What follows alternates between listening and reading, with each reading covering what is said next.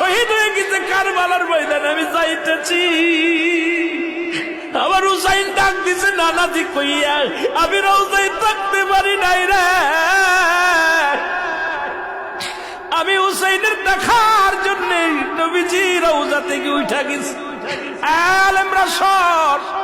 ইবনে আব্বাস বলে, আমি স্বপ্নের মধ্যে দেখেছিলাম আমার রাসূল ডাক দে বলে, মক্কা মদিনার মানুষেরা রে আর ঘুমাস না, আর তোরা ঘরের মধ্যে থাকিস না।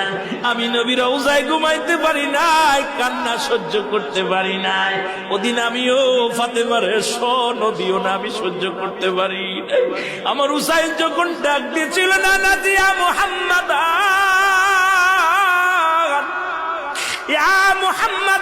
যেদিন ডাক দিয়েছিল রে, সেদিন আমি নবী রওজা থেকে পাগলের মতো উঠে কারবালা পর্যন্ত চলে গিয়েছিলাম।